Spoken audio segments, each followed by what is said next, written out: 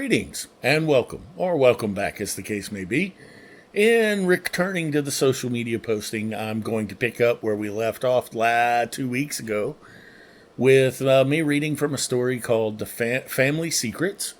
This story was published in the book Return to Effham Falls, Tales of Lost Souls, published by the Moorhead Friends Writing Group. And I highly suggest that you pick it up. A lot of good stories in there, including mine, if I do say so. And it's got a companion book. The first in the series was Welcome to Effham Falls. And hopefully you'll stay with me, because I realized the first part of this story had a young lady, Tori, being assaulted. And that assault was interrupted by a dark figure that proved to be her mom when the coal of a cigarette lit up her face. In any event, we're going to pick up from that point and move forward, and I hope you continue to listen and will enjoy. "Hello, dear," the figure said in a silky smooth voice. "Is everything all right?" She took another drag from her cigarette. Tori gave Mark a nervous glance, then looked back at her mother. "Everything's fine, Mom. What brings you out tonight?" "Oh, I just had a feeling there might be trouble tonight. What with that guy stalking you and all." The entire time, her mother's eyes never left Mark's. His hand went into his jacket pockets. She took a final drag from the cigarette, dropped it, and crushed it out with a ruthless twist of her boot, then stepped closer. Tori shook her head rapidly, hoping her mother would take the hint and just leave.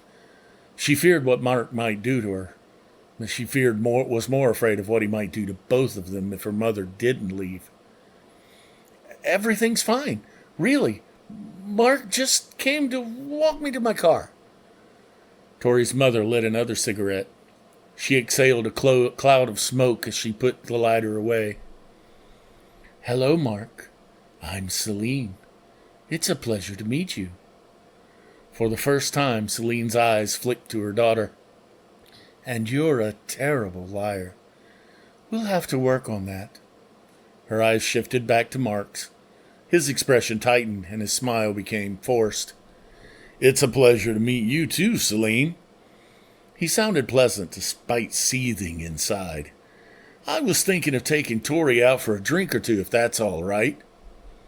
Celine took another long drag from the cigarette and exhaled a plume of thick smoke. "No, it most certainly is not all right. In fact, I think Tori's going to go home right now, and you and I are going to have a nice chat." "Mother," Celine cut her off with a shake of her head and a cutting gesture of her hand. "Leave now." Mark looked Celine up and down, taking in her slender, lithe shape. Her golden blonde hair framed her face and draped down her shoulders like a mane. She wasn't as nicely curved as Tori, but she was pretty. She was certainly too pretty to be someone's mother, especially someone Tori's age. "Yeah, Tori, you go on home. I'll catch up with you later, since your mom wants to have a talk with me." He was through with pretenses, so he grabbed Tori's arm and shoved her off toward the parking lot, keeping his other hand in his pocket. Tori hesitated, but Celine gave her a slow nod as she watched Mark.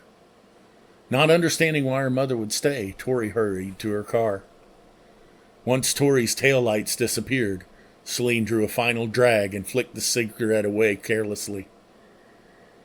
"You should make this interesting and run," she said in a low hiss. Mark laughed, a cold and condescending sound. He drew a gun from his pocket.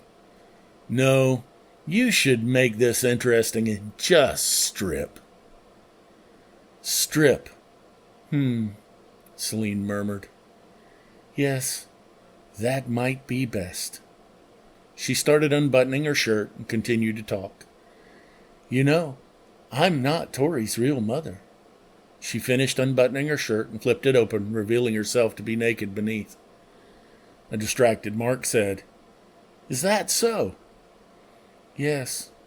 You see, I found her abandoned in the woods.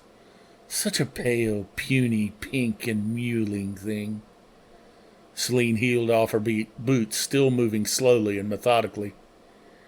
I had no children of my own, so I decided, what the hell? And I've raised her as my own ever since. I've even pretended to be human, and got a job of all things. Her eyes glittered in the low light as she shrugged out of her shirt and worked on her pants. It's going to be nice to drop the charade, even if it is for a brief time. And I think we'll end right there and pick up again next week. And I hope you enjoyed this. I hope you enjoyed where we're going with this. Clearly there's something different happening. Anyway, we'll talk to you then. If you like this, give us a thumbs up. Give us a subscribe. We'll see you next time. Bye.